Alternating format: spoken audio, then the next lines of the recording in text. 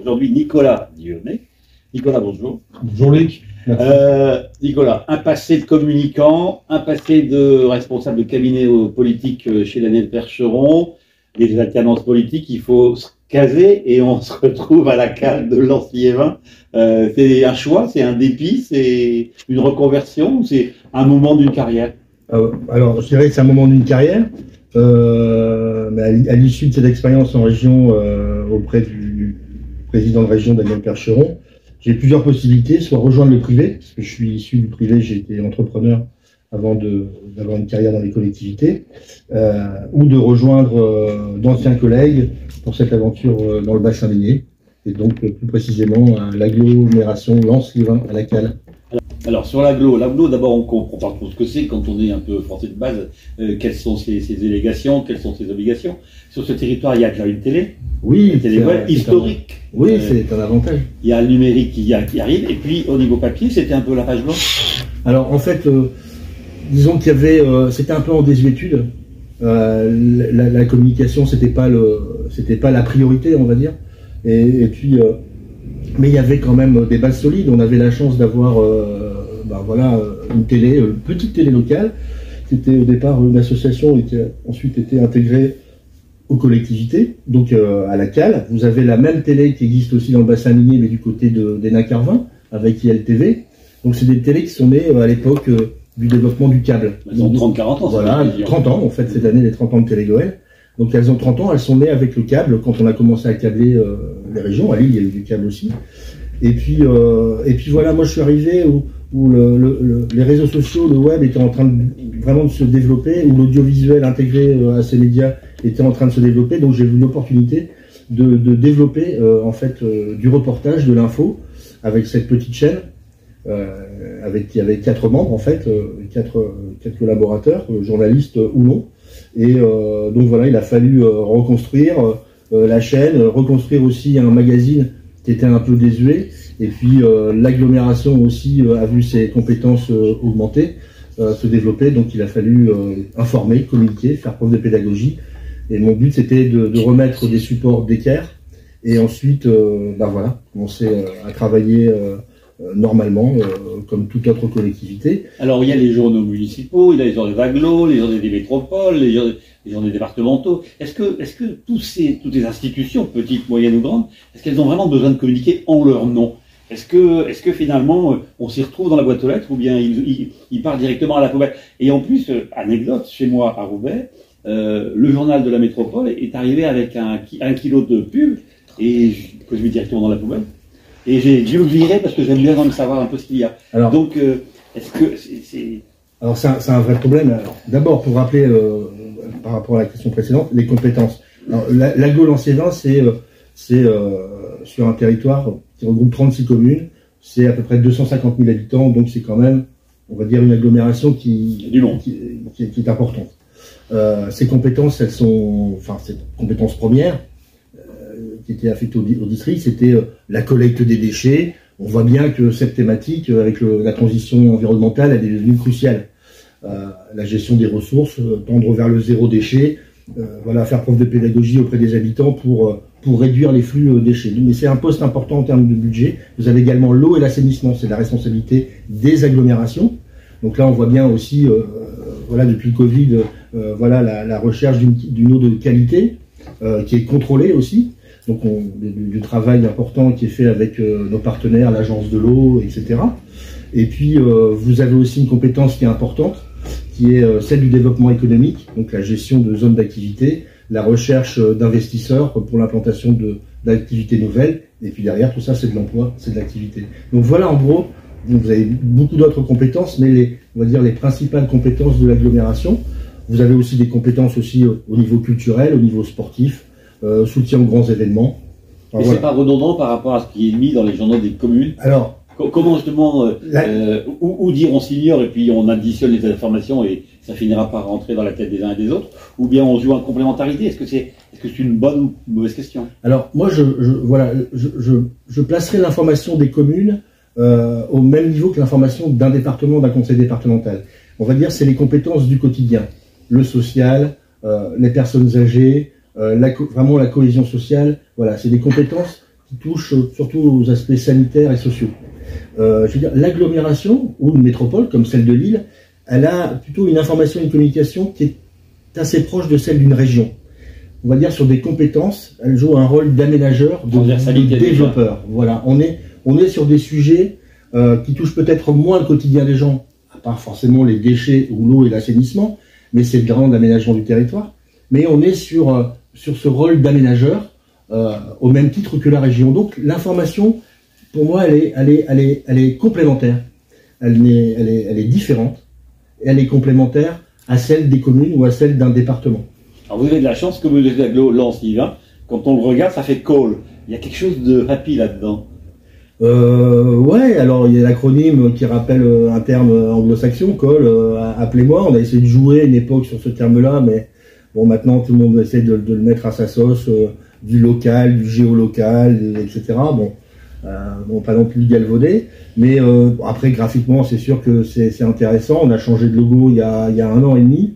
Voilà, on avait besoin d'une nouvelle marque, d'une nouvelle empreinte, puisque ce territoire est en pleine transition, il est en plein développement.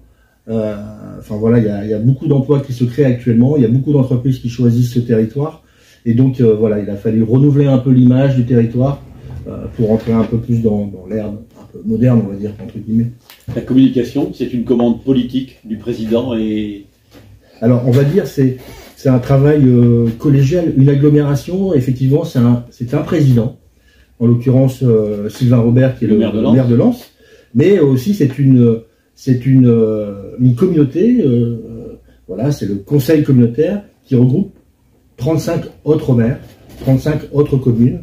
Donc voilà, on va dire, c'est un travail collégial qui est fait déjà entre membres de l'exécutif, entre élus, mais aussi en lien avec les services, en lien avec nos partenaires.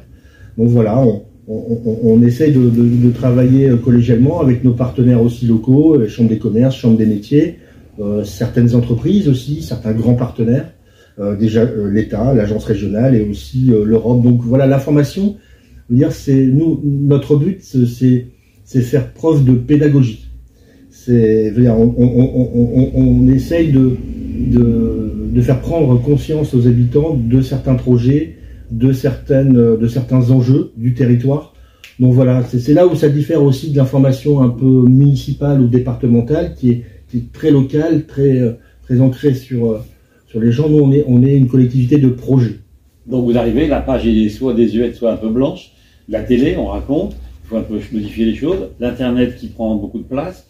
Et puis le papier. Ça veut dire que il faut penser tout de suite la complémentarité de ces trois médias, en pensant que les gens vont peut-être aller taper sur les trois origines, les trois sources.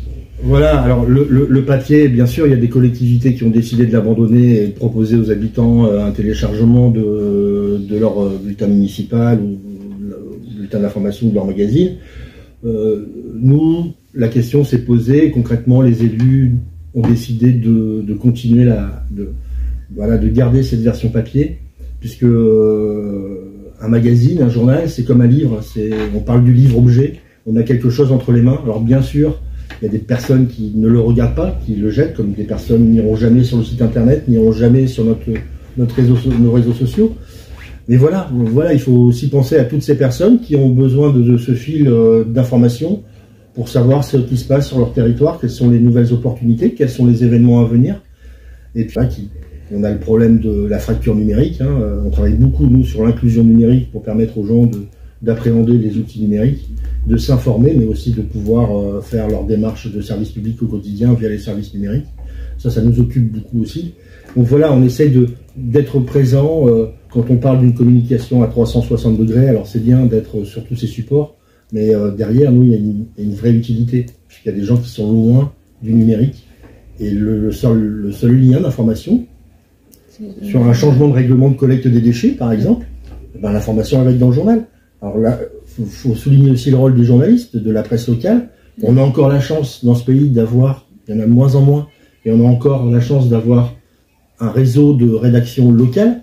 Donc nous, on travaille beaucoup avec la Voix du Nord, on travaille beaucoup avec la Bière de l'Artois, on travaille beaucoup aussi avec les radios privées, mais aussi, je tiens à souligner, les radios associatives. Donc on a ce lien, en fait, c'est pas un partenariat, puisque les journalistes font leur job, ils décident de traiter tel ou tel sujet, ils ont cette liberté-là. Mais en général, quand ce sont des sujets qui touchent les services publics ou un changement de règlement, la presse relaie. Et on a besoin de couvrir tous les champs d'information pour aller au plus près des gens. Alors quelques chiffres, les publications, leur régularité, l'équipe, il y a différents formats, il y a des sujets thématiques. Ah oui. Le quoi du qu'est-ce? Alors, sur la télé, voilà, la télé, on lui a fait prendre le virage un peu du web il y a quelques années. Les journalistes étaient OK? Alors, oui, bien sûr. Alors, on a des collègues à Télégoël qui sont issus de la création de quasiment 2 Télégoël et qui viennent du mouvement associatif, comme on parlait du mouvement associatif des radios libres, avec des techniciens, avec des passionnés. Et puis, on a aussi des jeunes qui nous ont rejoints, qu'on a eu en alternance, et eux qui ont plus un profil vraiment journaliste, hein, qui sont formés dans les écoles, soit à Valenciennes, soit à Lille. Donc voilà, on a réussi à prendre le virage. Et donc chaque semaine, on diffuse alors il y a des émissions, hein, on a des émissions dédiées au sport, on a des débats, on a des émissions, mais on a agité avec à peu près 6-7 sujets de reportage par semaine. Donc ça fait beaucoup à l'année. Et donc voilà, on a la télé, on a les réseaux sociaux, mais qui viennent récupérer ce que fait le Télégoël en termes de contenu et ce que l'on produit aussi sur nos supports papier. Et puis aussi, on a des accords avec des radios. On produit aussi des émissions de radio, notamment un podcast mensuel qui est diffusé sur RBM, qui est une petite radio associative locale. RBM comme radio Bassin-Minier. Et puis nous avons, qui est basé à Bully-les-Mines, qui est vraiment une très vieille radio associative avec des bénévoles, mais un journaliste professionnel qui a été recruté par la radio, Frédéric Peter, je salue. Et puis on a aussi des liens avec d'autres radios locales, Horizon, Chéri, l'ensemble des réseaux locaux. Et puis donc voilà, les supports papier, le magazine, on va dire le journal papier que vous avez ici sous les yeux, qui était le précédent, qui a été diffusé au mois de juin de cette année. Donc voilà, qui est un trimestriel. Là, le dernier numéro est en cours d'impression, il sera distribué d'ici 8 jours. Mais ça sera un hors-série consacré aux ressources, donc à la problématique de ressources des déchets, mais aussi à la ressource en eau.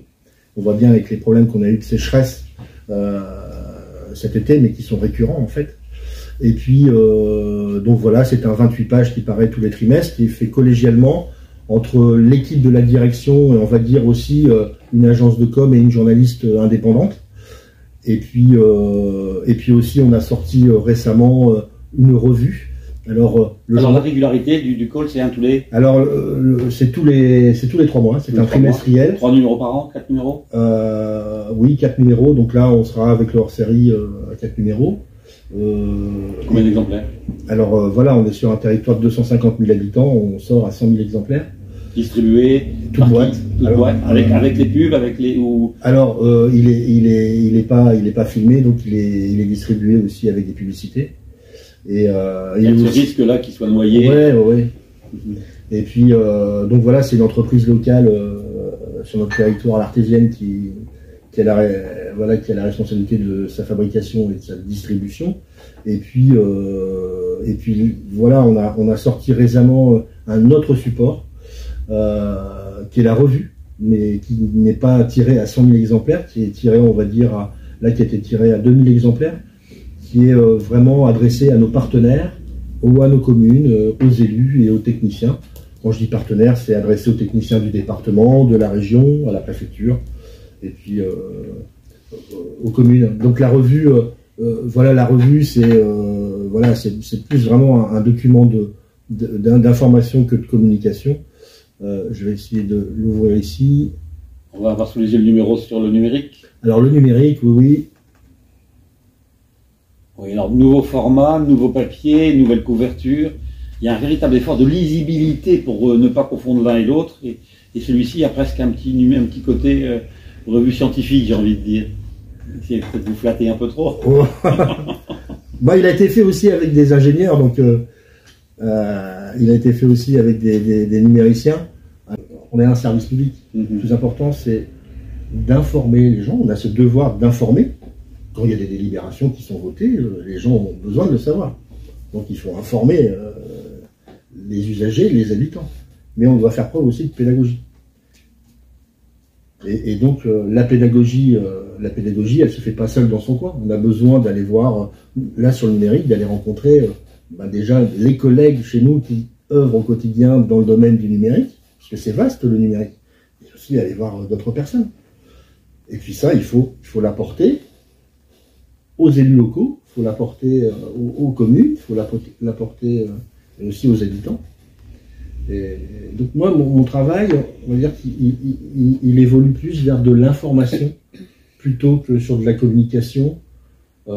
Et puis en termes de communication, on va dire chacun essaie de se démarquer un peu, mais finalement tout le monde fait la même chose. C'est comme du marketing finalement.